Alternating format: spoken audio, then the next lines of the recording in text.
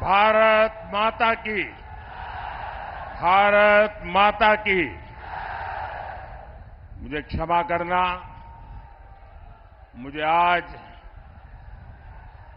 आसाम तक पहुंचना है, 5 रैलियां करनी है और इसलिए मैं सारे प्रोटोकॉल छोड़ करके यहां पहुंच गया।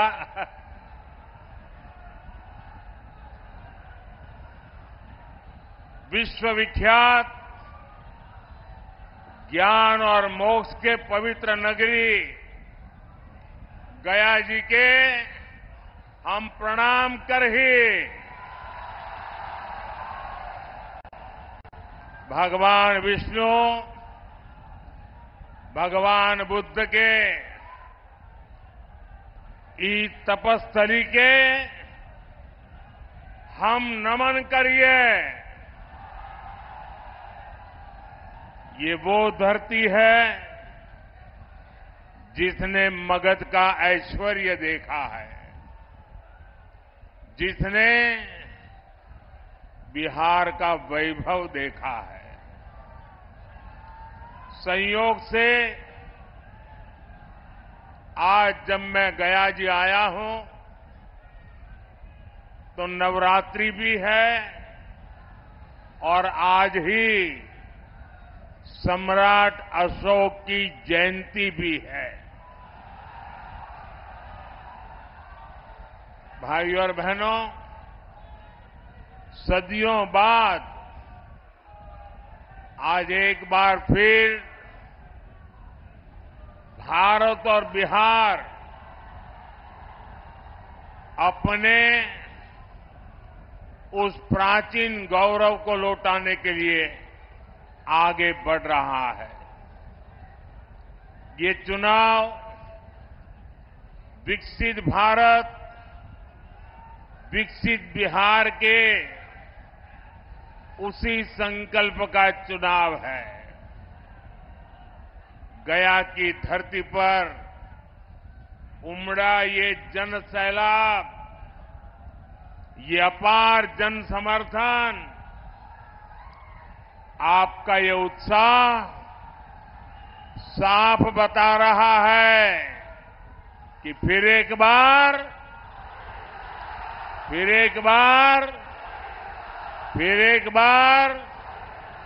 4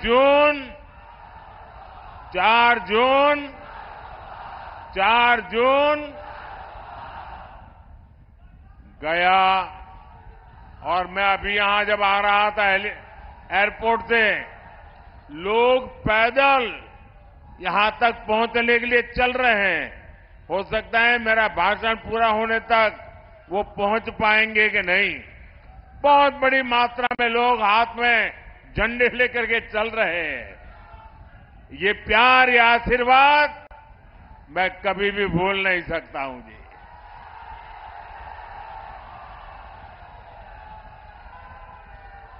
गया और औरंगाबाद ने आज घोषणा कर दी है। कल मैं तमिलनाडु में था, जो बात मैं तमिलनाडु में सुन रहा था, परसों मैं कर्नाटका में था, जो बात मैं कर्नाटका में सुन रहा था, वो आज मैं गया और औरंगाबाद में सुन रहा हूं। फिर एक बार साथियों, अभी 2 दिन पहले बीजेपी ने अपना संकल्प पत्र जारी किया है। ऐसा पहली बार है जब किसी पार्टी के संकल्प पत्र को गारंटी कार्ड बोला जा रहा है, क्योंकि 10 वर्षों में सबने देखा है, मोदी की गारंटी यानी गारंटी पूरी होने की गारंटी। साथियों, मोदी गरीब घर से निकलकर आप सबके आशीर्वाद से यहां तक पहुंचा है। ये आपका उत्साह, ये आपका उमंग, ये प्यार मेरे सर आंखों पर।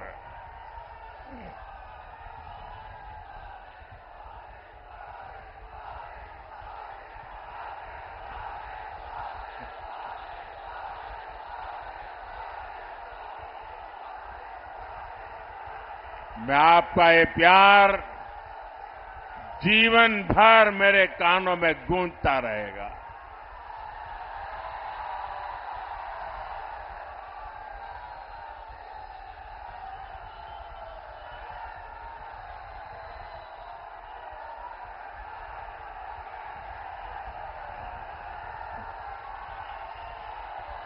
अगर मैं आप इजाजत दें तो आगे बोलना शुरू करूं।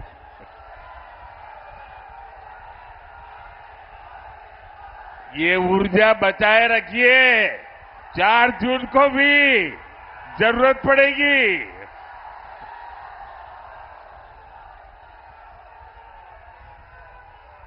साथियों, आपके आशीर्वाद से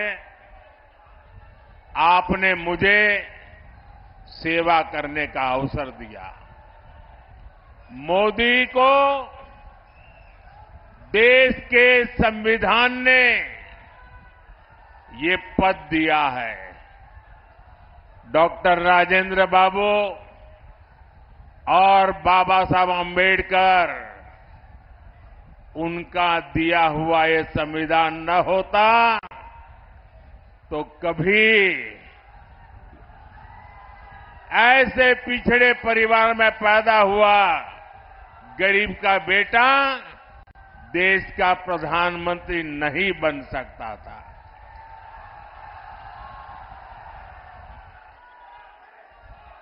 भाइयों बहनों, हमारा देश विविधताओं से भरा हुआ है। अनेक आप बैठिए भाई, प्लीज। आप जरा ज्यादा कर रहे हैं, बैठिए।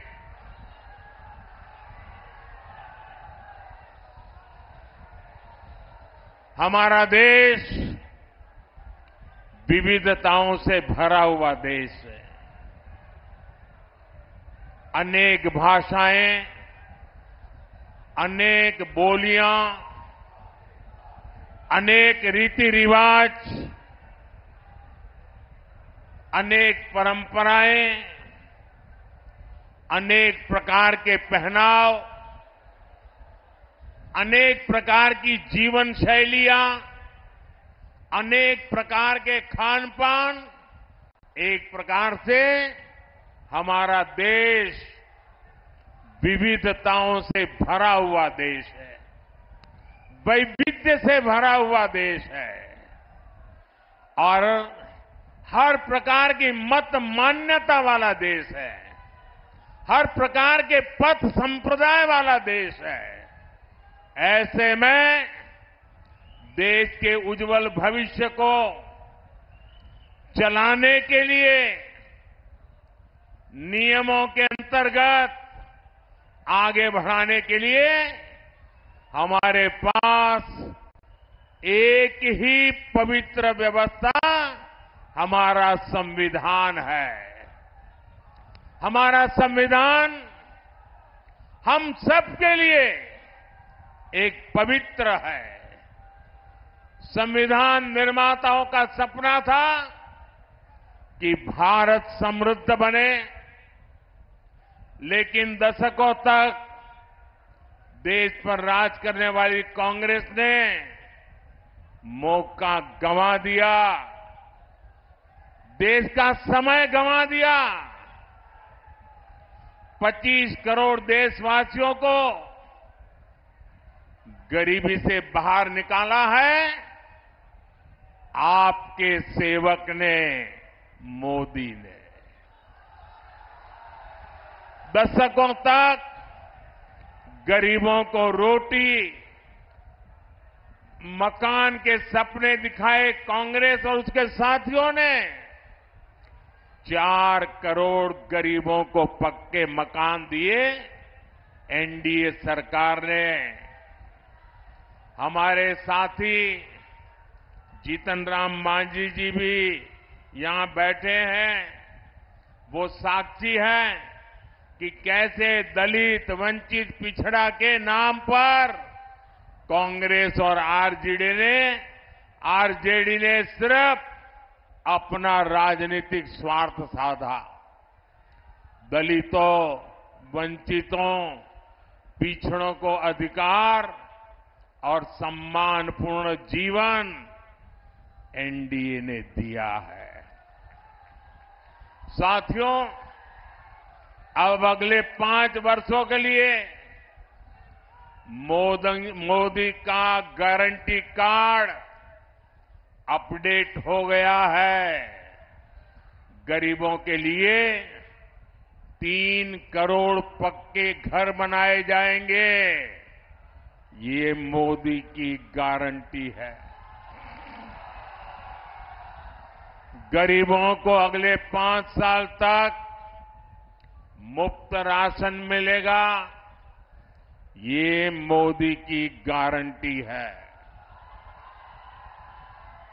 70 वर्ष की आयु से ऊपर के हर बुजुर्ग को 5 लाख रुपए तक का मुफ्त इलाज मिलेगा। ये मोदी की गारंटी है।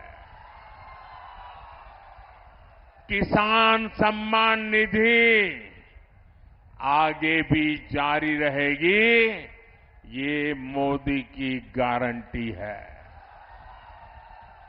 बीजेपी के संकल्प पत्र में समाज के हर वर्ग, हर क्षेत्र के लिए विकास का ठोस रोड मैप बनाया गया है। यहां डोभी क्षेत्र की तस्वीर भी औद्योगिक कॉरिडोर से बदलने वाली है। इससे यहां के युवाओं को रोजगार के लिए बाहर नहीं जाना पड़ेगा। साथियों, बीते 10 साल में देश में एक ऐसी क्रांति आई है जिसकी उतनी चर्चा नहीं होती। ये क्रांति देश के महिला स्वयं सहायता समूह द्वारा की गई है। पिछले 10 साल में 10 करोड़ महिलाएं सेल्फ हेल्प ग्रुप से जुड़ी है। बिहार में भी 1.25 करोड़ बहनें इस मुहिम से जुड़ी है। अरे हमारे गया जी में भी 5.25 लाख बहनें इन समूहों से जुड़ी है। जब कांग्रेस की सरकार थी तो महिला स्वयं सहायता समूहों को बिहार में 150 करोड़ रुपए से भी कम मदद दी जाती थी। एनडीए सरकार के 10 साल में इन्हीं महिला समूहों को 40,000 करोड़ रुपए से ज्यादा दिए गए हैं। इसी प्रयास से अकेले बिहार में 12 लाख से ज्यादा महिलाएं लखपति दीदी बनी है। अब मोदी ने देश की 3 करोड़ महिलाओं को लखपति दीदी बनाने का अभियान शुरू किया है। इसका बहुत बड़ा लाभ बिहार की महिलाओं को होगा। साथियों, हमारे एजेंडे में विकास भी है और विरासत भी है। यहां नॉर्थ कोयल प्रोजेक्ट कितने लंबे अरसे से लटका हुआ था, ये आप भी जानते हैं। ये एनडीए सरकार है जो इसे पटरी पर लाई है। इस प्रोजेक्ट के पूरा होने से गया और औरंगाबाद के किसानों को सिंचाई की बहुत बड़ी सुविधा मिलेगी। हमारी ही सरकार में प्रसाद योजना के तहत देश के 12 प्राचीन ऐतिहासिक धरोहरों में गया जी को भी शामिल किया गया है।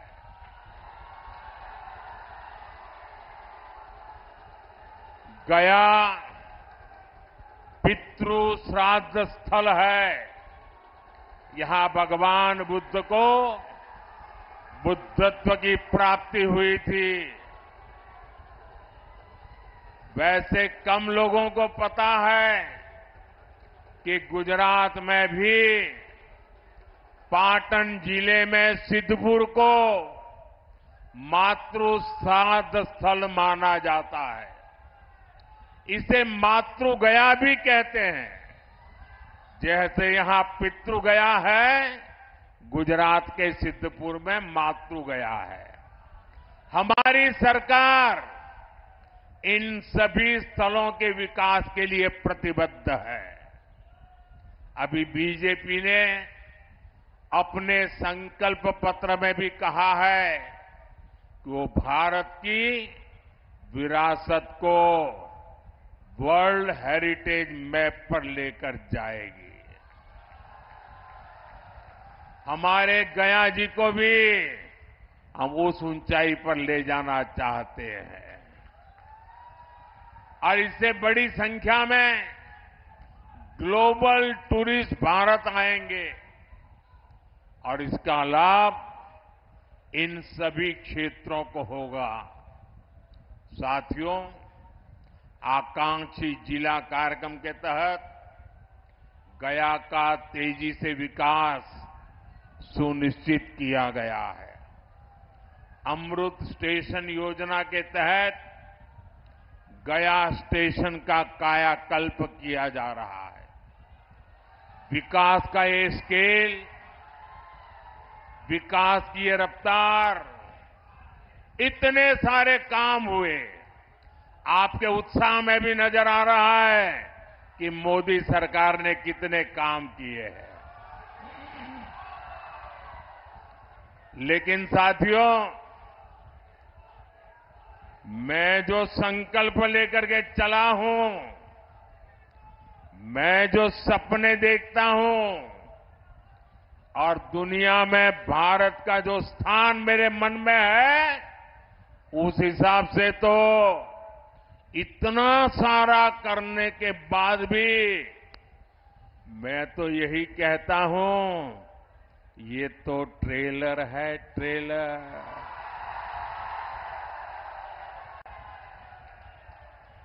अभी तो मुझे देश के लिए बहुत कुछ करना है।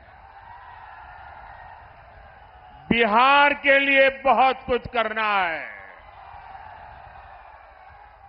साथियों, बिहार के लोग जानते हैं, ये चुनाव दल का नहीं, देश का चुनाव है।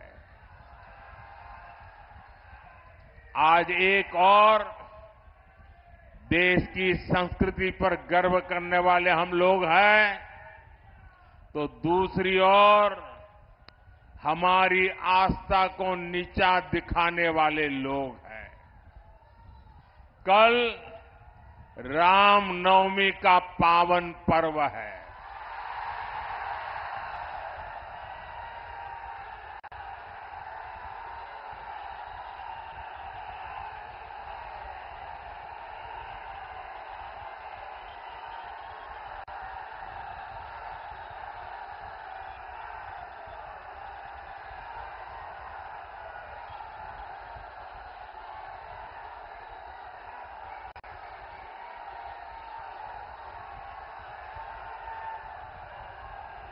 बोलो सियावर रामचंद्र की।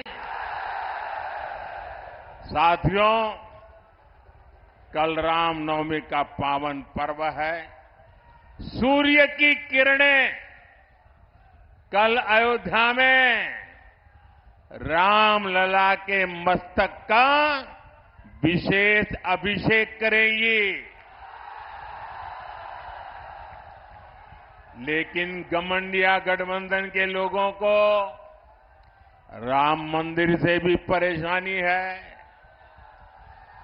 जो लोग कभी भगवान राम के अस्तित्व पर सवाल उठाते थे, वो आज राम मंदिर पर कैसी कैसी भाषा बोल रहे हैं। एक समुदाय के तुष्टीकरण के लिए इन लोगों ने प्राण प्रतिष्ठा कार्यक्रम का निमंत्रण ठुकरा दिया।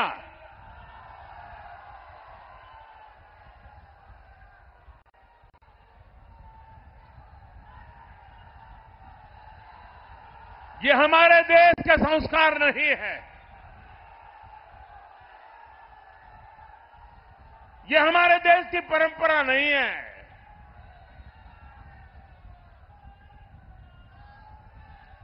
इस घमंडिया गठबंधन के एक नेता कांग्रेस के विरोध तो खुलेआम कहते हैं कि वो हिंदू धर्म की शक्ति का विनाश कर देंगे। आज नवरात्रि का पावन पर्व है। हम शक्ति के उपासक हैं। क्या इस शक्ति का विनाश कोई कर सकता है क्या? ये शक्ति का विनाश कोई कर सकता है क्या? और जो शक्ति का विनाश करने निकले हैं, उनका क्या होगा? उनका क्या होगा? साथियों, ये ऐसा कुनबा भी इकट्ठा हुआ है, भांति भांति के उनके साथी, उनके एक दूसरे साथी वो कहते हैं, ये हमारा जो सनातन है ना, ये सनातन तो वो डेंगू मलेरिया कहते हैं। क्या ये सनातन का अपमान है कि नहीं है? आपको मानना न मानना आपकी मर्जी, आप पर कोई प्रतिबंध नहीं है। लेकिन उसको डेंगू मलेरिया कहना, ये सनातन का अपमान है कि नहीं है? हमारे ऋषियों मुनियों का अपमान है कि नहीं है? हमारे पूर्वजों का अपमान है कि नहीं है? आप मुझे बताइए, ये लोग क्या एक भी सीट जीतने के योग्य है क्या? इनको सजा मिलनी चाहिए कि नहीं मिलनी चाहिए? पूरे बिहार में से एक एक को साफ करना चाहिए कि नहीं करना चाहिए? साथियों, घमंडिया अलायंस के पास न कोई विजन है, न कोई विश्वास है। ये लोग जब वोट मांगने जाते हैं तो भी नीतीश जी के कामों पर वोट मांगते हैं। ये लोग क्यों नीतीश जी के कामों का, केंद्र सरकार के कामों का क्रेडिट खाते हैं? वो पूरा बिहार जानता है। आरजेडी ने भी इतने वर्षों तक बिहार पर राज किया है, लेकिन इनकी हिम्मत नहीं है कि अपनी सरकारों ने क्या काम किए उसकी चर्चा कर ले। बिहार में जंगल राज का सबसे बड़ा चेहरा आरजेडी है। भ्रष्टाचार में बिहार में भ्रष्टाचार का दूसरा नाम आरजेडी। बिहार की बर्बादी की सबसे बड़ी गुनहगार चारा घोटाले के नाम पर वोट मांगने वाले, क्योंकि उस पर तो अदालत से चारा चोरी की है, गरीबों को लूटा है, अदालत ने मोहर लगा दी है भाई। साथियों, आरजेडी ने बिहार को केवल दो ही चीजें दी है। एक जंगल राज, दूसरा भ्रष्टाचार। इन्हीं का दौर था जब बिहार में अपहरण और फिरौती एक उद्योग बन गया था। हमारी बहन बेटियां घर से बाहर नहीं निकल पाती थी। हमारे गया जैसे इलाके नक्सली हिंसा की आग में जलते रहते थे। जो जगह भगवान बुद्ध के नाम से जुड़ी हो, वहां नक्सली गोलियां चलती हो, ये हालत करके छोड़ दिया था। आरजेडी ने बिहार के कितने ही परिवारों को बिहार छोड़कर जाने पर मजबूर कर दिया था। साथियों, आज लूट का वही खेल ये लोग देश के साथ खेलना चाहते हैं। ये भ्रष्टाचार पर कार्रवाई करता हूं तो ये लोग मोदी के खिलाफ लामबंदी करते हैं। मैं कहता हूं भ्रष्टाचार हटाओ तो ये कहते हैं भ्रष्टाचारी बचाओ। इन्हें लगता है कि बिहार के लोग, बिहार के युवा इनकी बातों में आ जाएंगे। स्मार्टफोन के जमाने में बिहार के युवा, हमारे स्मार्ट युवा कभी जंगल राज वालों के साथ नहीं जाएंगे। आप मुझे बताइए, आप सब मोबाइल रखते हैं कि नहीं रखते हैं? रखते हैं कि नहीं रखते हैं? क्या लालटेन से मोबाइल चार्ज होगा क्या? ना, लालटेन से मोबाइल भी चार्ज हो सकता है क्या? ये लालटेन के जमाने वाले लोग आपको आधुनिक युग में नहीं जाने देंगे दोस्तों। ये आरजेडी का राज होता तो आपके मोबाइल की बैटरी भी चार्ज नहीं हो पाती। साथियों, पूरी दुनिया में इस समय अस्थिरता है। देश को आज एक मजबूत और बड़े फैसले लेने वाली सरकार की जरूरत है और इसके लिए एनडीए की गया लोकसभा सीट से हमारे वरिष्ठ नेता जीतन राम मांझी जी और औरंगाबाद से मेरे साथी सुशील कुमार सिंह जी को विजयी जरूर कर बनाएंगे। जीतन राम मांझी जी बिहार में दलित समाज का चेहरा है। सुशील जी बीजेपी के मेरे वरिष्ठ साथी हैं, संसद में मेरे वरिष्ठ साथी हैं। साथियों, जो उत्साह आज मैं यहां देख रहा हूं, आपको 19 अप्रैल को इतने ही प्रचंड उत्साह से मतदान करना है और बहुमत से इनको विजयी बनाना है। भाइयों बहनों, मेरे भाषण की शुरुआत में मैंने संविधान का जिक्र किया था। जो लोग संविधान को राजनीतिक हथियार के नाते उपयोग करना चाहते हैं, वे जरा कान खोल करके सुन लें। पिछले 3 दशक से आपने लोगों को डराए रखने के लिए, लोगों को भयभीत रखने के लिए भांति भांति की विकृत नैरेटिव्स, विकृत कथाएं प्रचलित की है। कभी आप कहते थे कि आरएसएस बीजेपी आएगी तो देश जल जाएगा, बच नहीं पाएगा। पिछले 30 साल से हम अनेक राज्यों में सरकार चला रहे हैं। अटल जी के समय से हम देश की सत्ता से साथ आते जाते रहे हैं, लेकिन इस देश को सबसे ज्यादा शांति का समय हमारे कालखंड में मिला है। ये लोग कभी कहा करते हैं, अगर आरएसएस बीजेपी वाला आए तो लघुमतियों को देश छोड़ करके भागना पड़ेगा। आज भी वो आन बान शान के साथ सरकार की सभी योजनाओं का लाभ लेकर के गुजारा कर रहे हैं, प्रगति कर रहे हैं। पहले कहते रहते थे कि लोग पुराणपंथी है, ये प्रगतिशील लोग नहीं है। हमने दिखा दिया चंद्रयान पर जाने की ताकत किसमें है। वैसे ही अब वो पिछले 25-30 साल से एक पुरानी रिकॉर्ड घुमा रहे हैं। जब भी बीजेपी आगे बढ़ती है तो संविधान का राजनीतिक शस्त्र के लिए उपयोग करते हैं और झूठ फैलाते हैं। संविधान बदल देंगे, संविधान बदल देंगे।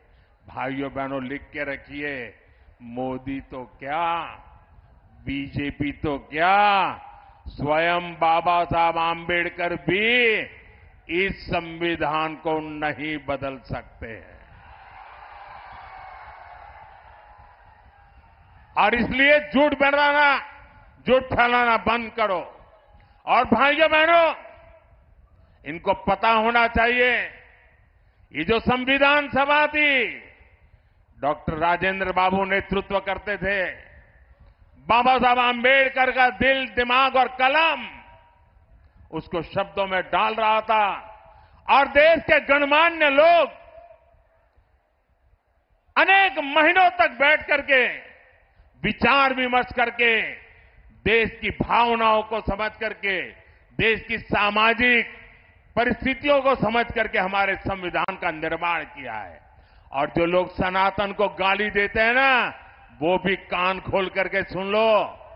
ये जो संविधान इतना महान बना है, ये जो संविधान हमें देश को आगे ले जाने की ताकत देता है, इस संविधान को बनाने के लिए जो संविधान सभा थी, उसमें 80-90% से भी ज्यादा, 80-90% से भी ज्यादा सबके सब सनातनी थे। और उन सनातनियों ने इतना उत्तम संविधान बनाने में बाबा साहब आंबेडकर का साथ दिया है। और इसलिए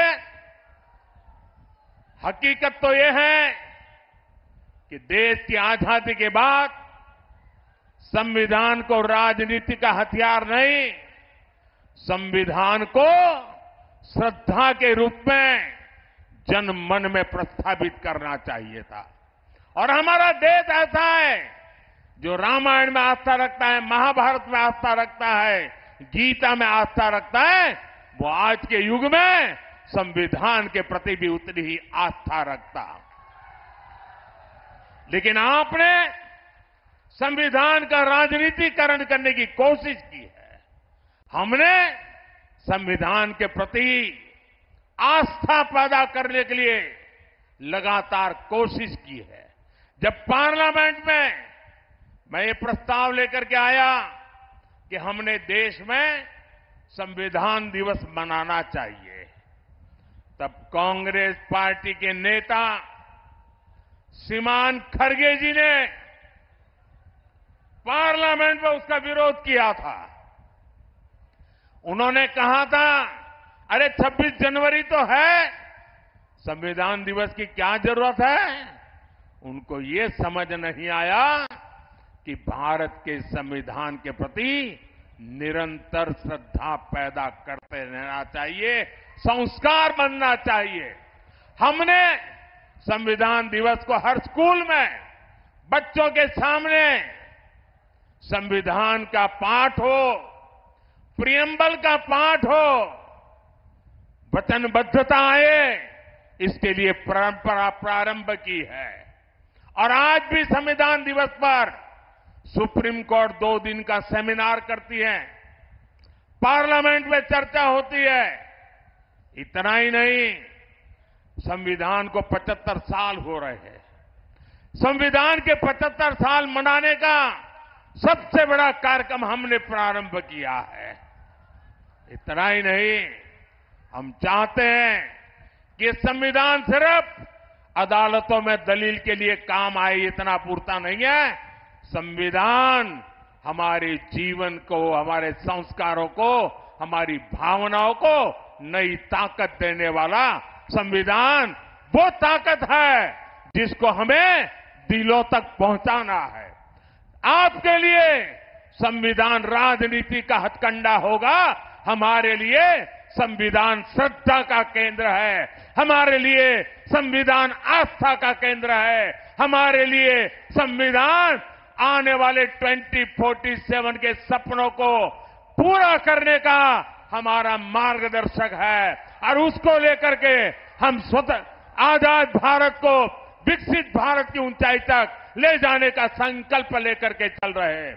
और इसलिए भाइयों बहनों, भारत के संविधान को इस प्रकार से गली मोहल्ले में ठोकरें मारने वालों लोगों को भारत के सार्वजनिक जीवन में कोई जगह नहीं है।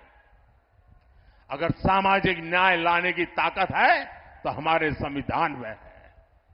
बिन सांप्रदायिक की सच्ची भावना को उजागर करने की ताकत है तो हमारे संविधान में है। और हम बड़ी श्रद्धा के साथ, इतना ही नहीं, बाबा साहब आंबेडकर को जो सम्मान हमने दिया है, आपको बोलने का अधिकार तक नहीं है। बाबा साहब आंबेडकर के जन्म से लेकर के जिन 5 महत्वपूर्ण स्थान पर बाबा साहब जी के जीवन का टर्निंग पॉइंट रहा है, उसको पंच तीर्थ बनाने का काम हमने किया है। और इसलिए भाइयों बहनों, इन लोगों को जान के समझ करके ये झूठी बातें बताने वालों को हमेशा हमेशा के लिए चुप करना बहुत जरूरी है। और इस बार आपका वोट हमेशा के लिए उनको चुप कर देगा, ये मैं आपको विश्वास दिलाता।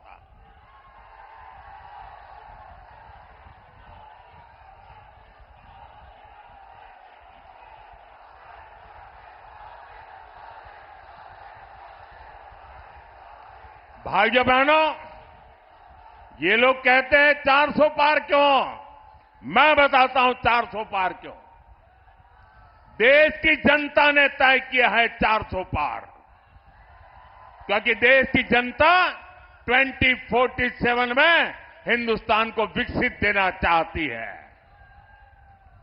लेकिन साथ साथ एनडीए को 400 पार दे करके देश को लूटने वालों को, भ्रष्टाचारियों को, संविधान के साथ खिलवाड़ करने वालों को सजा देने के लिए भी वो हमें 400 पार देना चाहते हैं। ये चुनाव एनडीए को जिताने का भी है, ये चुनाव देश में तबाही करने की आदत रखने वालों को सजा देने का है। और इसलिए हिसाब 400 के पार जाने वाला है। भाइयों बहनों, 19 अप्रैल को गर्मी कितनी क्यों न हो, हमें सुबह सुबह मतदान करना है, ज्यादा से ज्यादा मतदान करना है। करोगे? हमें हर मतदाता को मिलना है, मिलोगे? हमें हर पोलिंग बूथ जीतना है, जीतोगे? मेरा एक काम करोगे? ये जीतन राम मांझी का काम नहीं है, मेरा है, करोगे? घर घर जाना और लोगों को कहना कि मोदी जी आए थे और मोदी जी ने अपना प्रणाम भेजा है। मेरा प्रणाम पहुंचा दोगे? मेरा प्रणाम पहुंचा दोगे? बहुत बहुत धन्यवाद।